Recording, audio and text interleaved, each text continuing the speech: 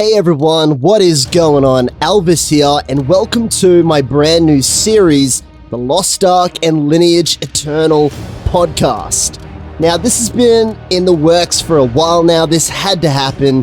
Considering this is the very first episode, before we get into talking about Lost Ark and Lineage Eternal, I want to set some guidelines and some kind of rules so you understand what this video is about, what the whole series is about, and what to expect from this episode and future episodes coming out. Okay, so here we go, guys. First of all, welcome and thanks for joining me in the first episode. Now, I'm not going to be focusing every week on brand new news on Lineage Eternal and Lost Ark, and the reason is because you guys are very well aware there's just not enough new information that's being released. But we will be talking about what is available out there and hopefully add some insights and further depth and discussion with all of you together on what is already available. So it should be a lot of fun. I think there's a lot to explore with both games, and yeah, let's keep the hype alive and continue on. Now, I'm going to be releasing these episodes once a week at the exact same date, which is the same date as this video coming up,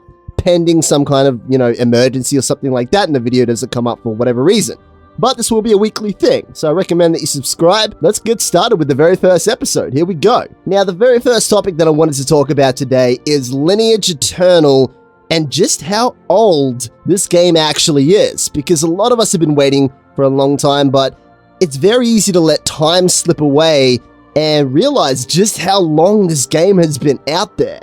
So it's very questionable about what they are actually doing. Now, here we go. In August 2013, NCSoft, which is the major company behind Lineage Eternal, announced that it was preparing to roll out the beta for Lineage Eternal by the end of 2013. Now, this is actually quite a depressing number, thinking that, we're 3 years later down the track, if you are watching this video not a year later when it came out, but it is pretty depressing, knowing that they've been, planning to release a beta 3 years ago. So I don't know what they're doing and how this actually manifests into such a big delay. But anyway, let's go on. In August 2015, the developers plan to initiate another beta test in Korea towards the end of the year. So at the end of 2015 last year, they were going to release a Korean beta. Now, unfortunately, during their conference call in November, which I actually remember looking into when it did come out, they confirmed that the closed beta testing would be delayed until 2016. I think it's very interesting to go back and look at just how far this game has been in development for. Like, if they were going to release a beta in 2013 and it's 3 years later, they must have had some massive changes going on. Now, usually this tends to work out in three different ways.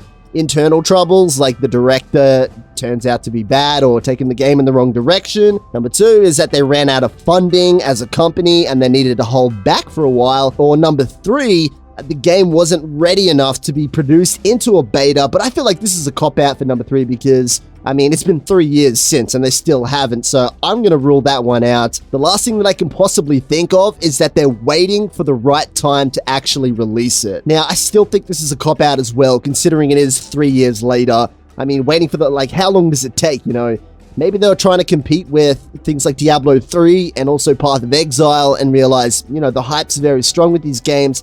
Let's delay it a little bit more and work on it. But I don't know, timing is a very massive part about releasing a game, by the way, guys. Just so you know, there are certain periods where, all the AAA games come out and there's a reason for that. But usually you can juggle that within a year or so to figure out the best timing.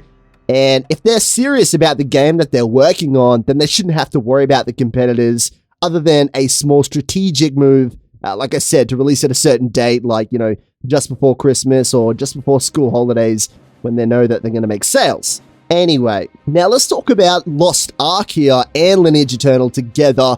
I wanted to discuss localization because this is a big topic that's interesting for myself and I think all Western players. Now, what does it actually take to bring out a game in, other countries besides the native language of the developers? In this particular case, Korea for both. South Korea, obviously.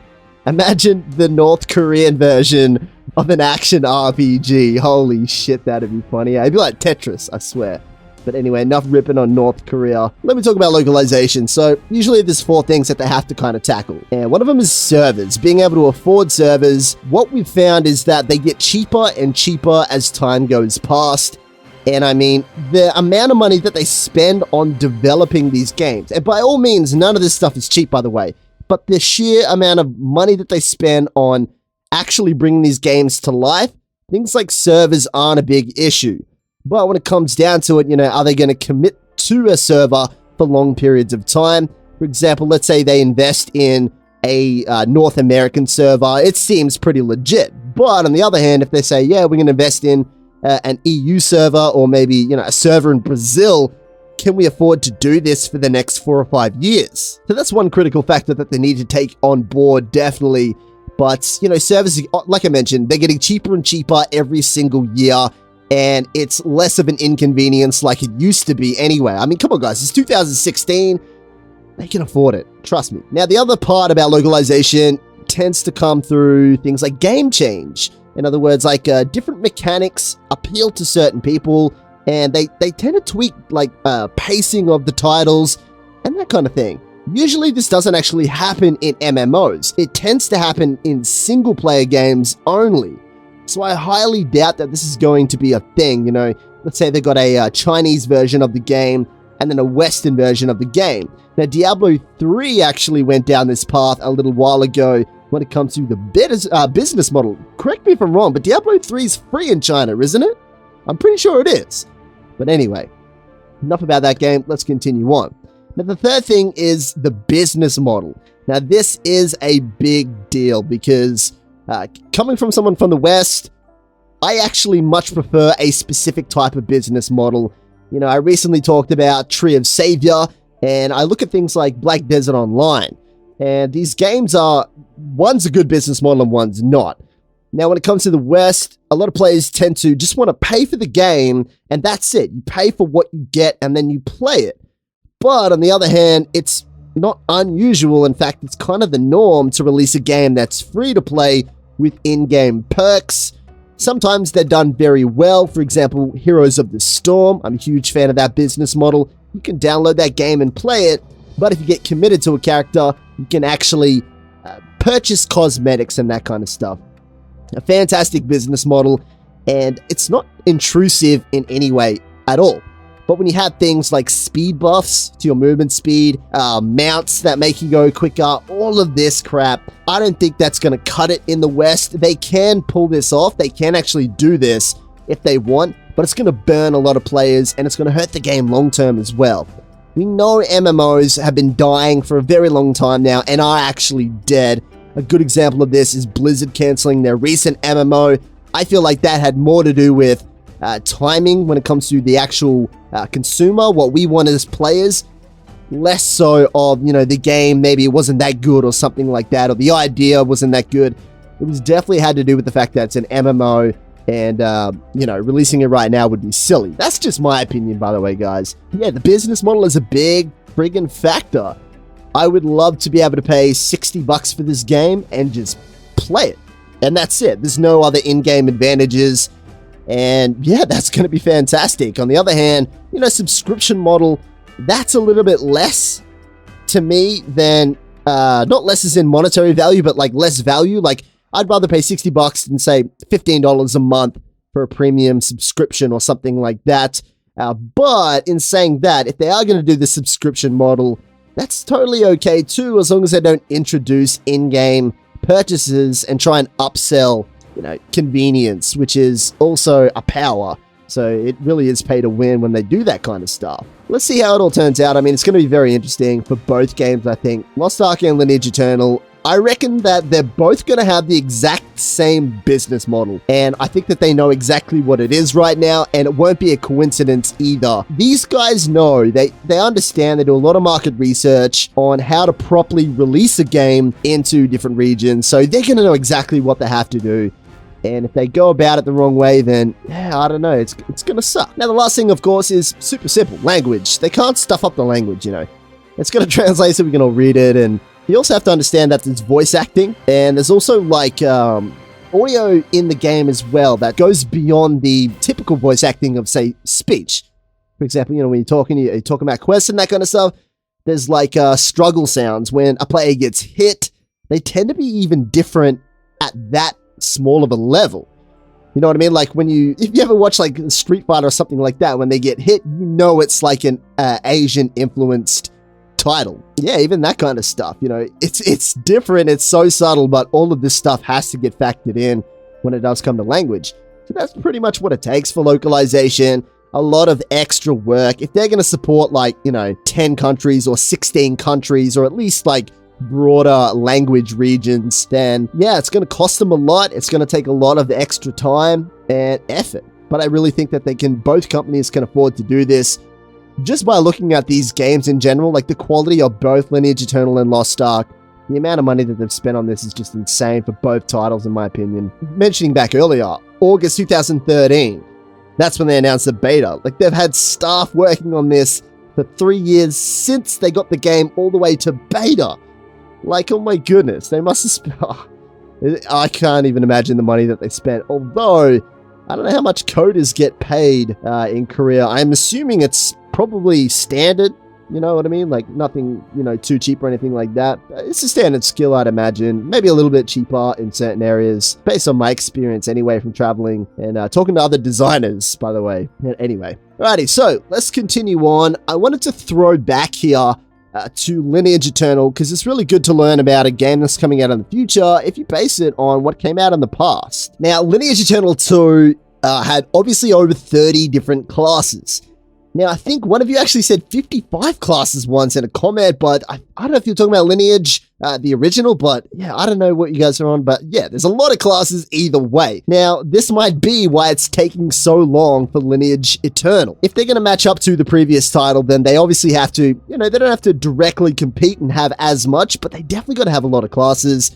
And if you look at the quality of this game and look at other games that exist in the market right now, I won't mention them, but a lot of the games that are out there right now, they have, one half of these classes, less than that, maybe like a quarter of these classes amount, I should say, and the game quality is actually not as good in terms of like graphics, let alone the content involved with an MMO. So this is a massive project just by thinking about it like this. This is why it does take a long time, but I mean, freaking hell, it's been a long time. Now, that's regarding Lineage Eternal. We can also look at, say, Lost Ark on the other hand, and maybe it shows a bit of insight why we've heard not a lot about that title as well. If they're going to compete directly with Lineage Eternal, they know the Lineage 2 had 30 classes.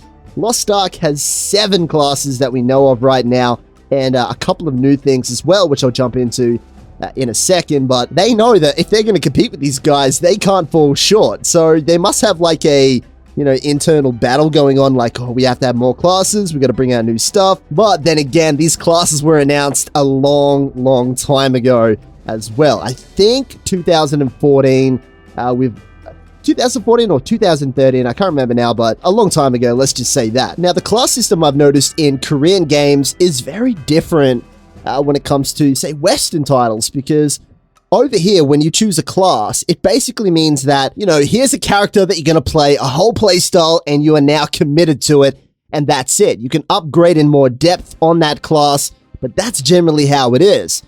But this is like really unique tier system. I've noticed this a lot in Tree of Savior lately, where, they can boast as many classes as they would like, and it's a different type of way of thinking about classes in a game. You know what I mean? Like this tier level. So you might choose for example, a swordsman, and then have the opportunity to choose between 4 classes. And then from there, you can choose between, 4 classes or whatever. And they tend to have minor impacts. Not minor, I wouldn't say that. It's a bit of a harsh word to use, I think, but not as a dramatic impact as saying, look, listen here, mate, here's your class. This is what you get. So you better like it, because too bad if you don't.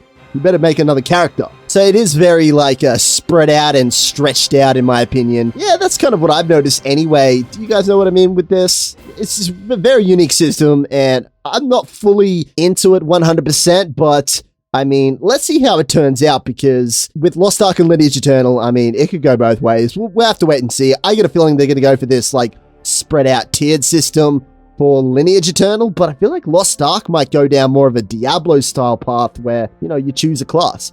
What are these classes anyway? Let's talk about it. I'm just going to go over them very briefly and not go into big details because I want to save that for another episode, probably next week actually, but here we go. So in Lost Ark, we've got the Arcaner.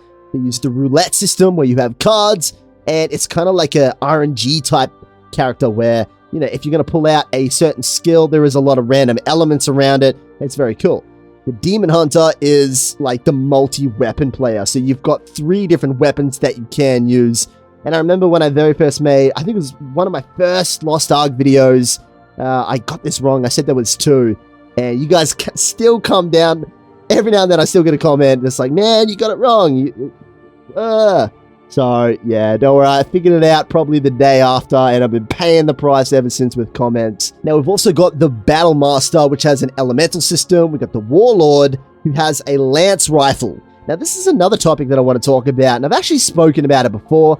You know, everyone's always commenting on, like, hey, the lance rifle's copying Monster Hunter. It was actually directly influenced from Monster Hunter, apparently. So, yeah, they basically they loved the idea, they wanted to recreate that feeling, just apply it into their world and make it really cool. And that's totally fine, guys. Like, if you played enough RPGs, you're gonna figure out that every single game has the same shit in terms of, like, archetypes. There's always the wizard, there's always the melee monk kind of character, there's always the big barbarian, and that kind of stuff. So, speaking of melee monk type stuff, we've got the Infighter as well, which uses chi energy. Now, we've got the Summoner. Pretty self-explanatory. It summons monsters. It's a very odd class. There's so many different directions you can go, you know. It can be like a massive summon as many, you know, monsters as you can, or it could be, the way I kind of see it with Lost Ark is the summoning build is more like the skills are monsters rather than, you know, you're summoning lots of minions and they're doing all the damage for you. It's more like, hey, I'm going to summon this bird thing that this phoenix or something like that, and that's what does the damage. More along those lines. I bet you can summon something, but that's kind of the way I see it anyway. And last of all, the Berserker, which is the classic, you know, barbarian with the rage system. I actually remember reading a little while back, I think in 2015, that they were talking about they're going to announce the healer classes. Also, if you check out some of the art on the official Lost Ark website, I think it's still up there, might not be anymore, but there was a lot of classes that are blacked out that they have not released yet. It doesn't show a lot of classes, pulling back from the topic I spoke about earlier with, you know, Lineage Eternal, if they're going to try and compete with Lineage 2 and bring out 30 plus classes, and you know, there's definitely not 30 plus classes in that particular graphic. It's really interesting because I feel like Lost Ark is going down a Western path in terms of game style, and Lineage Eternal is sticking to the traditional Korean style of game. I don't think they're going to be the exact same type of game, which I think is very, very cool. Both, you know, I'm obviously more... Lost Ark's caught my attention a lot more than Lineage Eternal, but shit, man, I'll play both. At the same time if I have to anyway. Alrighty guys, so I'm going to end the episode here, but just before you go, I did want to say 2 things. Number one is that we need a brand new name for this. I can't call this the Lost Ark Lineage Eternal podcast. We need a cool name for it, so I would love to hear what you guys have to say about that. And the second thing is that this is going to be a community-based series. So I want you guys to comment in the description, in the comments below and say, you know, can you talk about this topic or can you talk about that? And I will do my best. Obviously, there's things like the release date that I can't talk about, but if there's stuff that you do want me to go into, yeah, join me next week. I'm going to be going over the classes in more depth. Thanks for joining me for the very first episode. Catch you next time and subscribe for next week's episode.